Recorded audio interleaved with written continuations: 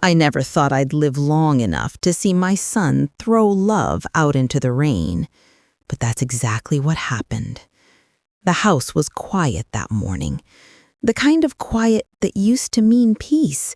Now it only means distance. I was in the living room, folding the same blanket I'd wrapped around my husband the night before he went into the hospital, when I heard it. Daniel's voice. Sharp. Cruel. "Useless dog! You ruined my shoes!" Then came a yelp. Not angry, frightened. By the time I reached the hallway, the back door had already slammed shut. Through the window, I saw Max standing in the garden, drenched, trembling, confused. My husband's golden retriever, his shadow for 11 years, the only creature who never left his side, now shivering under the weight of my son's temper. Rain poured down in sheets. Daniel was adjusting his coat, wiping mud off his shoes, like that somehow made him the victim. "Maybe now he'll learn," he said, before driving off without looking back. I pressed my hand to the glass. It was cold. Everything was cold.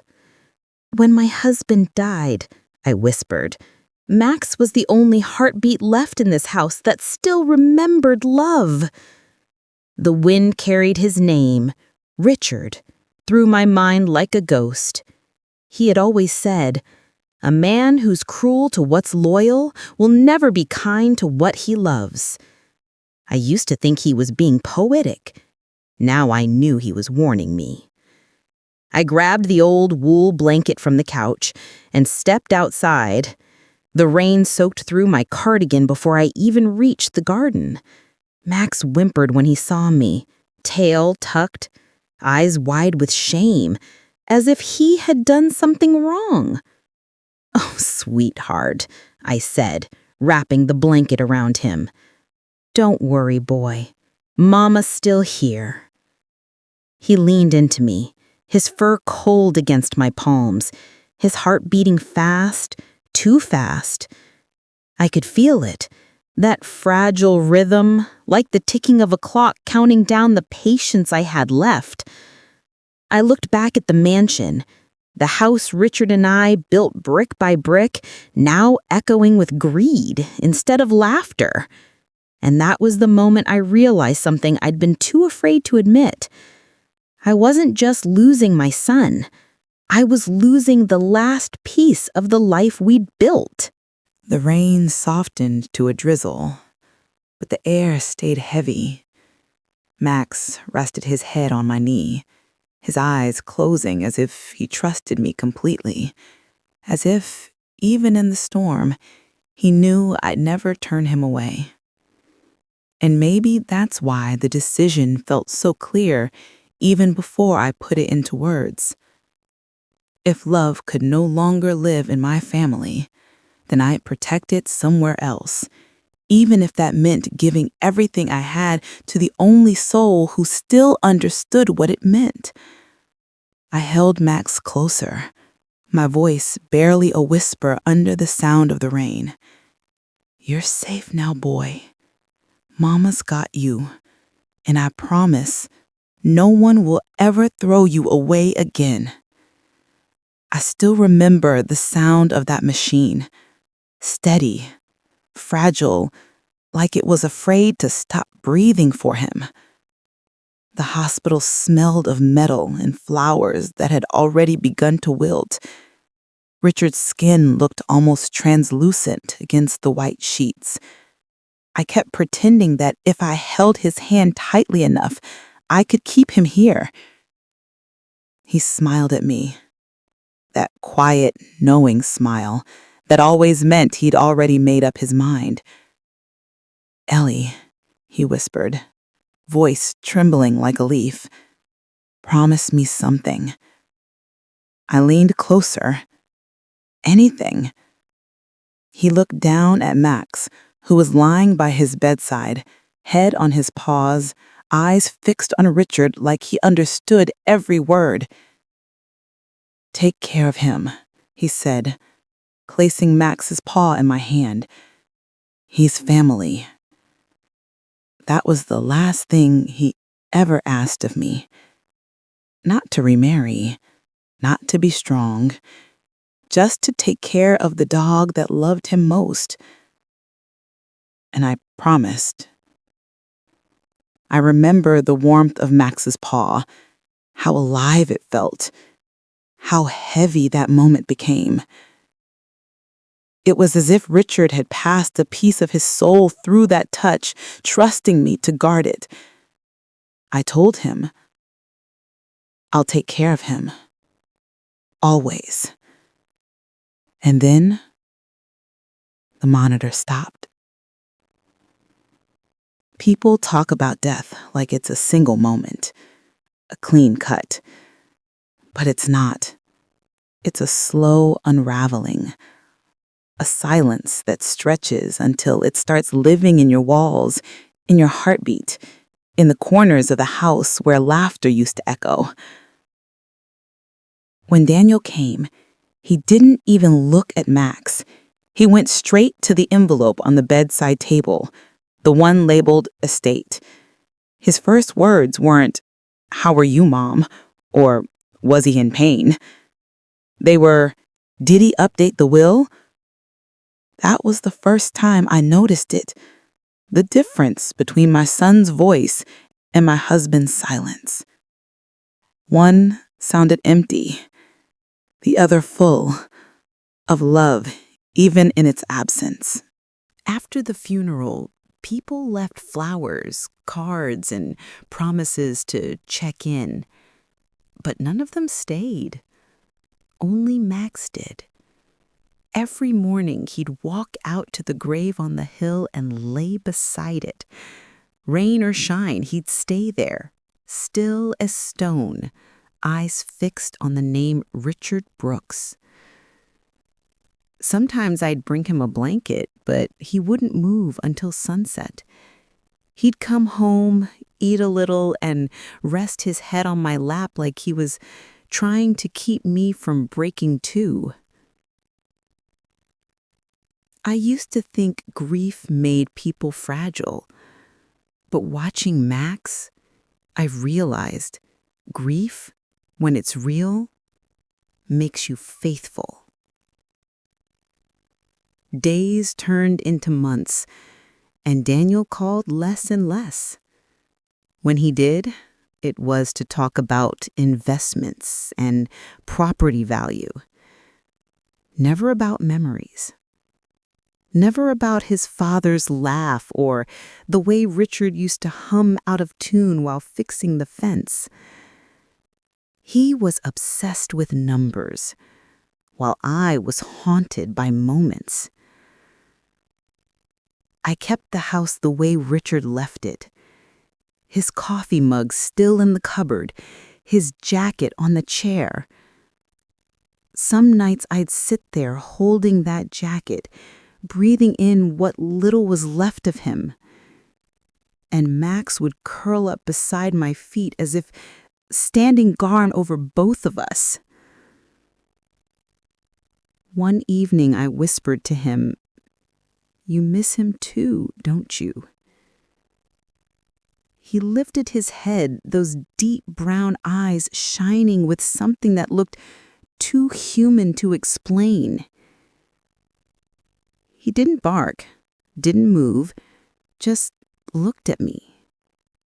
Like he understood everything words could never fix. That's when it hit me. He grieved better than my own son. I don't know if Daniel ever truly loved anyone besides himself. But Max?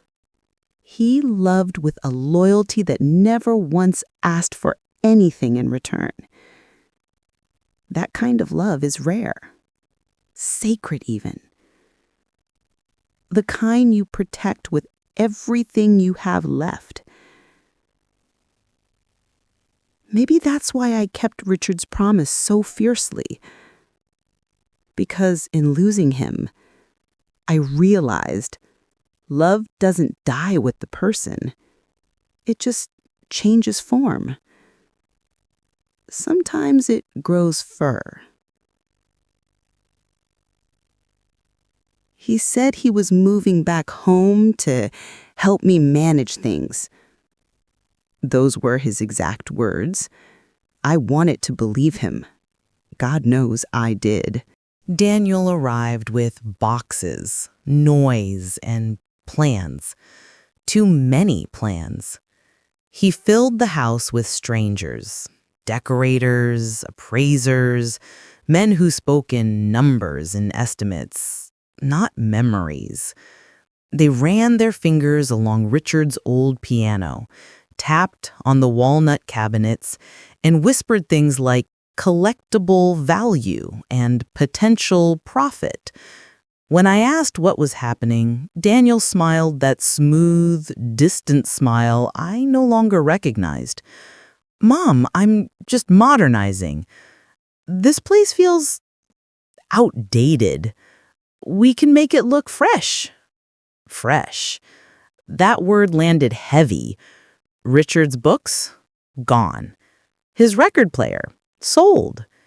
Even the clock that had ticked through our marriage was replaced by a lifeless digital square that blinked instead of breathing. The house changed shape around me. Every familiar corner felt hollow, like it had been scrubbed clean of love. And through it all, Max followed me, slower now, his muzzle graying, eyes searching. He'd wait by the door each evening for Daniel's car to pull in. At first, he wagged his tail, hopeful, trusting. But that hope faded fast. It started with small things. A shove with a foot when Max wandered too close to Daniel's new shoes, a muttered curse when he barked at delivery men. Then one afternoon, I heard it, a sharp yelp from the kitchen, followed by silence. When I walked in, Daniel was drying his hands, calm as marble. "Mom, that dog needs discipline. You spoiled him." Max was limping, hiding behind the counter. I saw the fear in his eyes. I saw it, and I said nothing, because some part of me still believed Daniel was just lost, that grief had hardened him, not erased him. But grief doesn't make you cruel. It only reveals the cruelty that was already waiting. The next day, Clara, my maid of nearly 20 years, called me into the hallway. Her face was pale. "Ma'am," she said softly, "you should see this." There, on the tile near the back door, were small spots of red. Max's paw prints fading as they trailed toward the porch. Clara's voice trembled. "He said it was an accident." Accident. Such a tidy word for something so ugly. I found Max lying under the oak tree, the one where Richard used to read his newspapers on sunny days. He tried to lift his head when he saw me, but it was too heavy. So I just knelt down, stroked his fur, and whispered, "It's okay, sweetheart. You don't have to pretend it doesn't hurt." That night, I couldn't bear to leave him alone. I brought his old blanket from the laundry room and laid it beside him. The marble floor was cold, but I stayed anyway. Max rested his chin on my arm, and for the first time since Richard's death, I cried like I meant it. I cried for the house that no longer sounded like home, for the son who no longer knew what love looked like, and for a promise I feared I was breaking. The moonlight spilled through the window, soft and indifferent. I thought about the day Richard made me promise to care for Max, how light his hand had felt in mine, how heavy those words had become. Daniel walked by once, paused at the doorway and stared. I didn't look up. He said, "Mom, this is ridiculous. He's just a dog." Just a dog. I remember how quiet the room became after that. How even the air seemed to retreat from the sound of it. He left, muttering something about grown-ups not acting like children. And I stayed, my hand on Max's side, feeling his slow, steady heartbeat. It was the last gentle thing left in this house. They say love blinds you, but I think it does the opposite. It shows you what people truly are, even when you wish it didn't. That night, I stopped trying to save my son and started remembering who my husband had trusted me to protect. I should have noticed it sooner. The way he started using the word ours. It's our house, Mom. It's our money. As if love, inheritance, and decades of sacrifice could all be dissolved into one collective pronoun. At first, I told myself it was harmless. Just Daniel trying to feel included. He'd lost his father too, after all. But grief, I've learned, doesn't always unite people. Sometimes it sharpens their hunger. He began small, casual suggestions over breakfast. Maybe it's time to sell the lake house. It's wasting away. I looked up from my tea, startled. That's where your father proposed to me. He shrugged. Exactly. It's sentimental, not practical. That word again. Practical. It's what people say when they're about to strip something of its soul.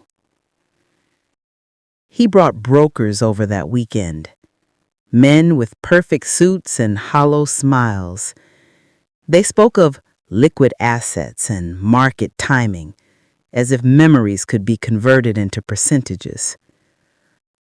Daniel walked them through the rooms like a proud host, pointing out the marble floors, the view, the wine cellar, never once mentioning the laughter, the birthdays, the summers Richard and I spent on that porch counting fireflies. I stood there, invisible in my own home, realizing that love was now being measured in square footage. Then came the parties. Champagne in crystal glasses, loud music spilling through the hallways where I used to read in peace, strangers in sequins leaning on Richard's piano, laughing about stocks and luxury cars. He said it was networking, but it looked like showing off. When I asked where the money came from for all of it, he smiled, sipping his drink. It's our money, Mom. You don't have to worry. That smile. It wasn't my son's. It belonged to someone who'd realized he could take whatever he wanted simply because I loved him too much to stop him. One morning, I wrote a small check, $2,000 to a dog rescue foundation. It wasn't much, just something that felt right after what Max had been through. I sealed the envelope and smiled, thinking of the dogs it might feed. A few days later, I got a call.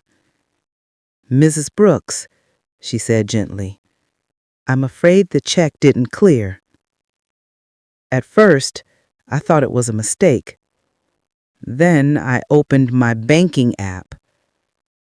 Access denied. Every account I had, savings, investments, even the trust Richard set up. Locked. The screen just said restricted access. I called the bank, trembling. They told me Daniel had updated the authorization structure. I remember the exact sound of my teacup hitting the saucer. That small, sharp break. The sound of something delicate realizing it's been betrayed. When I confronted him, he didn't even flinch. He was standing by the window, admiring his new car parked outside, a glossy black machine that looked as cold as his tone. "Daniel," I said quietly, "why can't I access my own money?"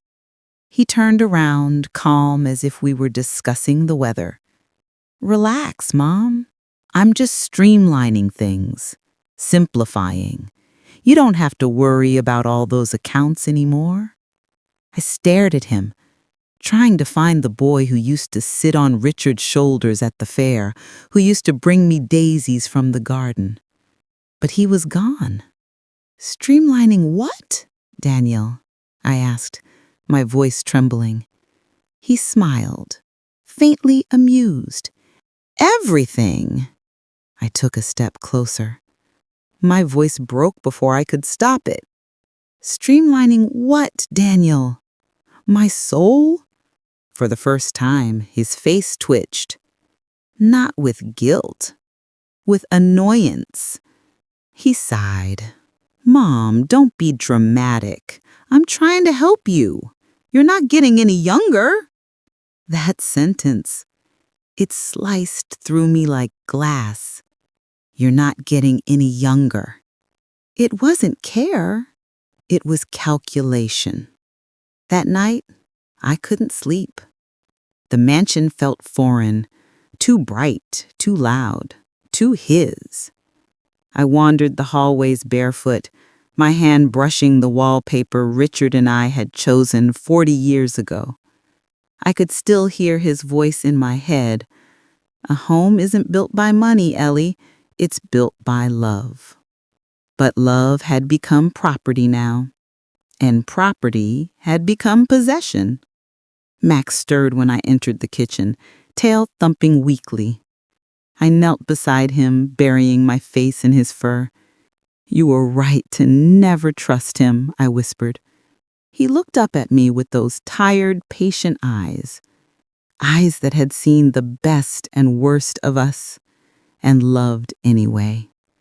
I realized then that money wasn't what Daniel had stolen. He had stolen the last illusion I had left, that family could outlast greed. When I went to bed, the house was silent again. But this time, the silence didn't scare me. It steadied me. For the first time in years, I didn't feel like a mother trying to save her son. I felt like a woman remembering her promise. And I knew something inside me had finally begun to awaken. It started with a sound, faint, broken, like something too tired to ask for help. Max didn't bark that morning. He just lay by the back door, trembling, his food untouched, his breathing uneven. When I touched his head, it was burning. His eyes, usually full of patience, looked distant, as if he was already halfway somewhere else. I called for Daniel. No answer. I found him in the study, on the phone, laughing. "Daniel, Max is sick. We need to take him to the vet." He didn't even look up. "Right, I'll call later, Mom. Busy right now." I waited an hour, then 2. Still nothing. The rain began around noon. Soft at first, then heavier, drumming against the glass. I looked at Max, struggling to lift his head, and something inside me shifted. I grabbed my keys. Come on, sweetheart. I wrapped him in Richard's old coat. He let out a weak whine, but his tail moved just once. Slow, deliberate, as if to say thank you. The drive was long, gray, and quiet. The windshield wipers struggled to keep up, but I could still hear the soft rhythm of his breathing beside me. Every turn of the road felt like a confession. All the things I'd ignored, all the signs I'd chosen not to see. At the clinic, they took him in immediately. The vet spoke gently, but I could hear the truth beneath his words. His heart's weak, Mrs. Brooks. Age, stress, it's catching up. I nodded, pretending strength. But inside, something was breaking. Because Max wasn't just a dog. He was the last heartbeat that connected me to a man who once made this house feel alive. The last being who never asked me for anything but kindness. When they brought him back out, drowsy from medication, I held him close and whispered, "You're not going anywhere yet, you stubborn old thing. Not without me." By the time I got home, it was dark. Daniel was waiting by the door, angry, restless, his voice sharp like the rain outside. "Where have you been?" he snapped. "Do you even realize I had a meeting? You took the car, you—" He stopped mid-sentence when he saw Max in my arms. "Oh, for God's sake, the dog? That's what this is about?" I didn't answer. I walked past him, my shoes dripping rain onto the polished floor. He followed. "You care more about that dog than your own son," he shouted. His voice echoed through the hall, a sound too loud for a home that once whispered love. I turned around slowly. The world felt very still. "Maybe," I said softly, "because he never barked for greed." The words came out calm, too calm. But inside, I felt the walls finally crack. Daniel stood there, stunned. Then, as if realizing I wouldn't fight, he laughed. "Unbelievable. You're losing it, Mom." He stormed off. The front door slammed, and just like that, the mansion went quiet again. I sat on the couch, holding Max, feeling the weight of everything that had gone wrong. Love without respect, I realized, isn't love. It's pity disguised as patience, and I was done mistaking one for the other. I looked at the portrait above the fireplace, Richard's face frozen mid-smile as if he'd been watching this unfold all along. For the first time in months, I spoke to him out loud. "You told me to take care of him, but you didn't say who I'd have to protect him from." The clock ticked, deliberate, unhurried. The rain softened. I reached for the phone. My hands were steady. "Mr. Grant?" A pause. The voice on the other end was older now, familiar in the way memory is. "Eleanor? My God, it's been years." "Yes," I said quietly. "Too many." He must have heard something in my tone because his next words came gently. "What's happened?" I took a breath. "My son's managing my accounts now, and I believe he's managing me too." There was silence, not judgment, not surprise, just understanding. Then he said, "All right, Ellie, tell me everything." I told him.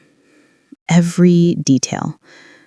The sales, the transfers, the lies, the broken check, the bruised paw. When I finished, he sighed. "Okay," he said, "we'll start by reviewing your will, and we'll do it quietly." quietly. The word comforted me. It felt like the first real thing I'd heard in months. After I hung up, I looked down at Max. He was asleep, chest rising slowly, peacefully. I brushed the fur from his eyes. "You rest now," I whispered. "Mama's got work to do." That night, I didn't cry. I didn't tremble. I just wrote, page after page, about the woman I used to be and the one I was becoming again. And somewhere in that quiet house, with the rain still whispering outside, I knew this wasn't just about money anymore. It was about reclaiming the part of me I'd given away in the name of love. The part that finally remembered how to say, enough. I didn't sleep that night. The rain had stopped, but the sound stayed in my head, that hollow rhythm of something washed clean, ready to begin again. At dawn, I brewed tea, fed Max his medicine, and dialed Mr. Grant's number once more. He answered before the second ring. "Ellie," he said, gentle but firm, "let's bring you in today. I've cleared my morning." I looked at Max, who lifted his head weakly from the blanket. "Come on, old boy. We've got a little business to take care of." His office hadn't changed. Oak shelves, quiet light, the faint scent of paper and trust. He looked older now, but his eyes still had that measured kindness lawyers used to have before the world got too fast. I handed him the folder, bank statements, printed emails, the power of attorney Daniel had slipped under the guise of helping. He adjusted his glasses and began reading. His silence was heavy. Finally, he looked up. "Ellie," he said slowly, "he's expanded the POA. This gives him unrestricted access, full control. That's unauthorized." I swallowed. "Meaning?" He exhaled. "Meaning this qualifies as financial exploitation." The words felt unreal, clinical, detached, but behind them was something far uglier, a truth I refused to name. I thought betrayal would sound like shouting. It doesn't. It sounds like paperwork. Mr. Grant leaned back, steepling his fingers. "We'll start by freezing transactions, quietly. I'll contact the bank's fraud division and we'll document every withdrawal." He paused, studying me. "How far do you want to take this, Ellie?" I looked at the window, the morning sun cutting through his blinds in thin golden lines. Beyond it, the city hummed, impatient, unaware. "I'm not looking for revenge, if that's what you mean. I don't want his greed to be my legacy." He nodded once, approving. "Then let's make sure it isn't." For hours, we worked through the paperwork. Each signature felt like reclaiming a piece of myself. We reviewed every clause, every loophole, and then at the bottom of the pile, he placed a new document, crisp, clean, quietly radical. "A new will," he said. "This one overrides everything Daniel touched. The estate will go into a living trust, in Max's name." I blinked. "In his name?" He smiled faintly. "Yes, you'll be trustee until your passing. Afterward, it transitions to an animal foundation of your choice. It ensures your assets serve compassion, not greed." For a moment, I couldn't speak. The idea was absurd and beautiful all at once. Richard would have laughed, that deep, kind laugh that used to fill our evenings, and yet he would have understood. "Mr. Grant," I said softly, "do you realize what people will say?" He shrugged. "They'll say you lost your mind, but you and I will know the truth. You found it." When I signed the papers, the pen didn't shake. Not once. It felt steady, deliberate, like drawing a final line under years of silence. Max was lying beside my chair, breathing softly. Mr. Grant glanced at him, then at me. "You're not vindictive, Ellie. You're protecting what he loved." I reached down, stroking Max's fur. "He never wanted money. just kindness. Maybe that's worth preserving. Grant smiled. That old, weary smile of someone who's seen too many families destroy each other over things they can't take with them. Love should never end in betrayal, I said quietly. Not again. We went over the final steps: account reinstatements, notifications, the legal phrasing of irrevocable trust, words that sounded cold but felt like armor. By the time I left his office, the world outside looked different. The air smelled sharper. The city sounded honest again. I stopped by the cafe across the street, ordered 2 biscuits, one for me, one wrapped in a napkin, waiting for Max in the car. As I watched people rush past, briefcases in hand, I wondered how many of them had traded love for ambition, warmth for status. How many of them had someone at home still believing in them? When I returned to the car, Max was awake. I tore the biscuit in half and placed it in his mouth. "Good boy," I said. "You've earned your inheritance." He wagged his tail weakly, crumbs on his chin. I laughed, a small, broken sound that still felt like freedom. That evening, the mansion was silent again, but not empty. I poured myself tea, opened my journal, and began writing. I used to think love meant forgiving everything, but forgiveness without boundaries isn't grace. It's surrender. I looked over at Max, sleeping peacefully by the fire, and smiled. For the first time in years, I didn't feel helpless. I felt precise. Love wasn't just about giving. Sometimes it was about guarding what deserved to remain pure. And tonight, love finally had a plan. I cooked dinner that evening as if it were any other night. His favorite: rosemary lamb, roasted carrots, a touch of garlic the way Richard used to make it.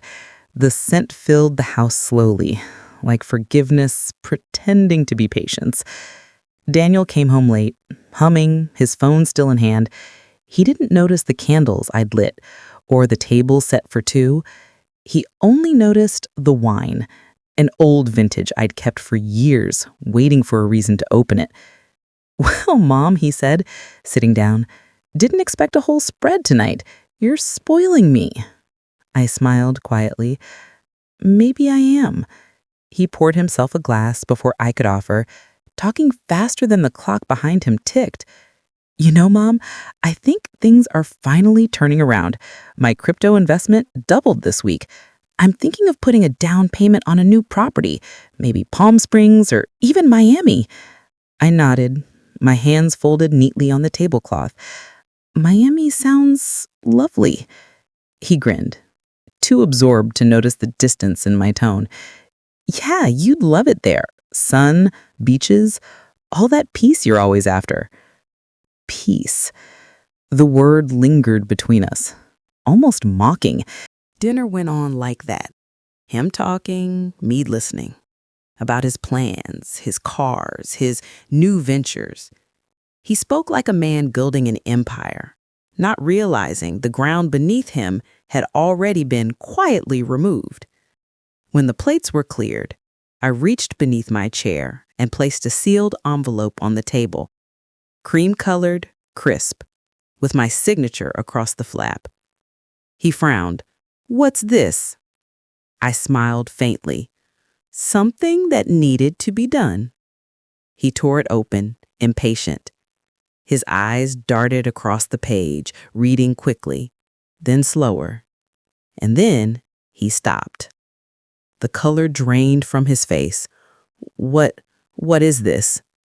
I said simply, "My will. Updated last week." He blinked, scanning again, disbelief sharpening into anger. "You left everything to the dog." I sipped my tea, unhurried. "To the only soul," I said softly, "who never raised a hand against this family." For a long moment there was only silence, the kind that hums in your ears when the world tilts just slightly out of balance. Daniel's jaw clenched. "This is insane, Mom. You can't be serious." I looked at him, really looked. The suit, the watch, the practiced charm. But beneath it, a boy who once clung to my arm when thunder scares him, and somewhere between then and now, that boy had learned to weaponize entitlement. "I'm very serious," I said. "Mr. Grant filed it already. Everything's in the trust, legally binding." He pushed his chair back, the leg scraping the marble. "This is ridiculous. You think a dog deserves your life's work? What about your own son?" I held his gaze, steady as the candle flame between us. "What about him?" He opened his mouth, then closed it. The silence that followed was heavier than shouting. Finally, he spat, "You're losing your mind." I smiled. Not kindly, not cruelly, just truthfully. "No, Daniel, I'm finding it." He stormed out after that, muttering something about lawyers and power of attorney. I didn't stop him. I didn't need to. Because by morning, the bank would confirm it. His access revoked, the trust locked, every cent now legally bound to a creature incapable of greed. Later that night, I sat by the window with Max, the candlelight flickering against the glass. The storm outside had passed, the sky looked washed clean like an apology from heaven. I thought of Richard, of his hands, warm and tired, placing Max's paw into mine. "Take care of him, Ellie, he's family." And I realized I finally had, in the most human way possible. Max shifted beside me, resting his head on my knee. I stroked his fur and whispered, "You see, love, even when they forget what loyalty means, we remember." The night felt soft again, safe even. I took one last sip of cold tea and wrote in my journal before bed. Justice doesn't always roar. Sometimes it just signs a document and smiles. Then I turned off the lights, the house humming quiet, and somewhere in that silence, I could almost hear Richard laugh. It started with a headline. "Wealthy widow leaves 40 million estate to her dog."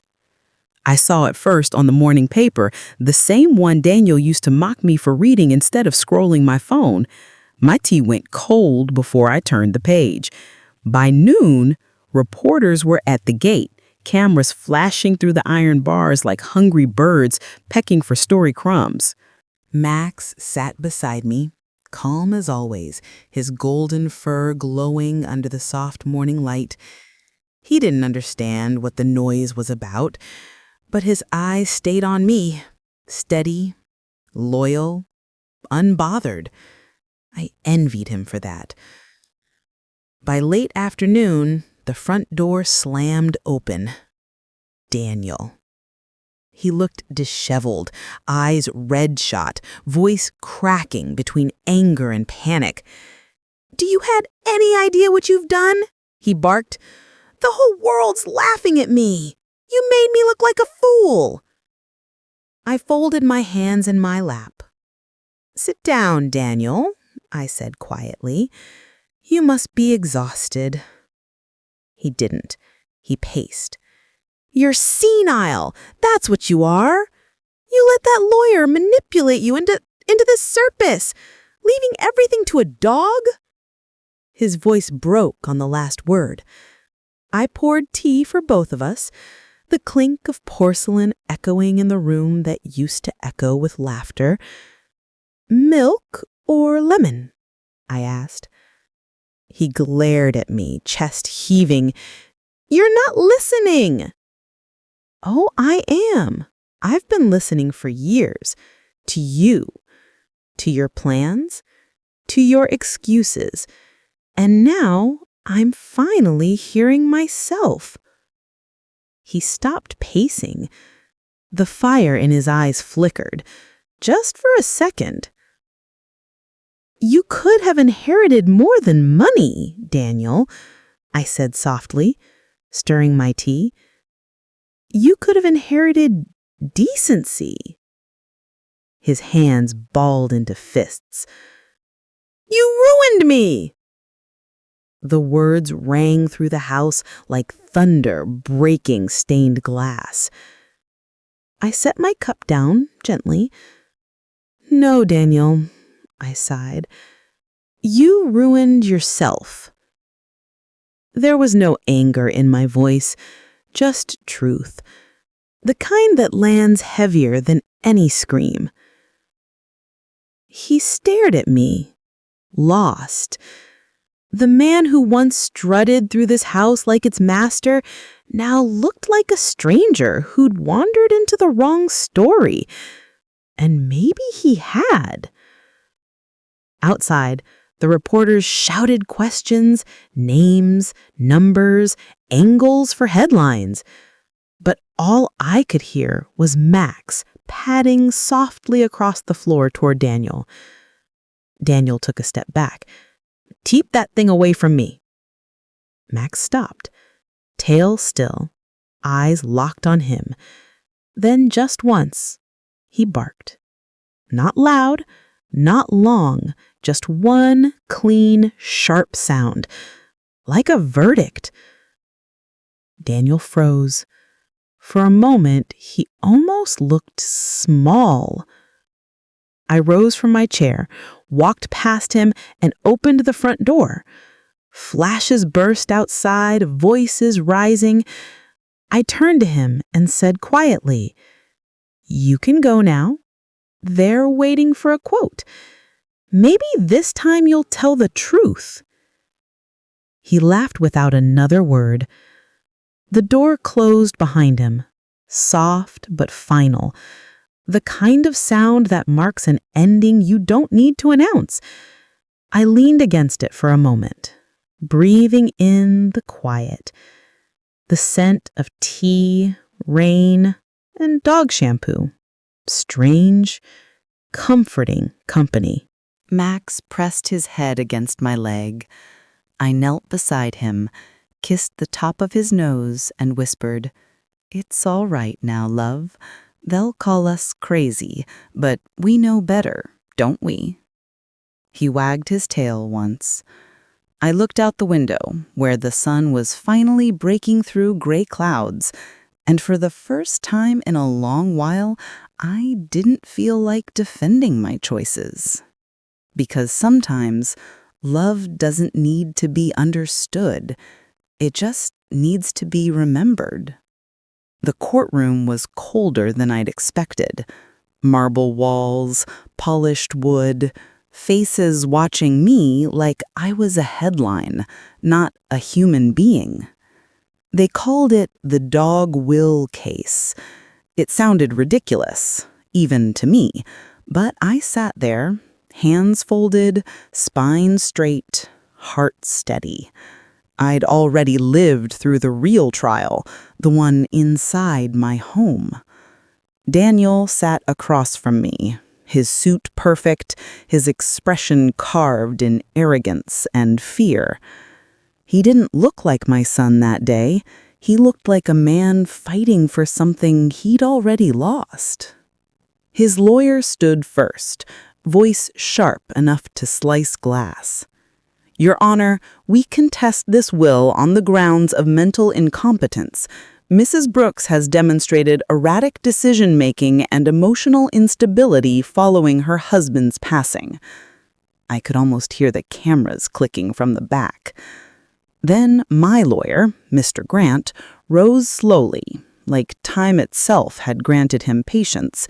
He didn't argue. He simply said, "Your Honor, before we go further, I'd like to introduce testimony from Dr. Elaine Foster, licensed psychiatrist."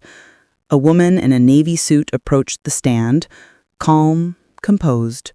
She said kindly, "Mrs. Brooks has undergone full cognitive and psychological evaluation. She is of sound mind, thoughtful, deliberate, and fully aware of her financial decisions." The courtroom murmured. Daniel shifted in his seat.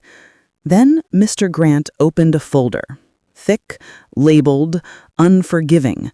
"These," he said, "are the digital transaction records from the months prior to the will's revision." He clicked the screen. Numbers glowed. Withdrawals, transfers, accounts drained into ventures under Daniel Brooks's name.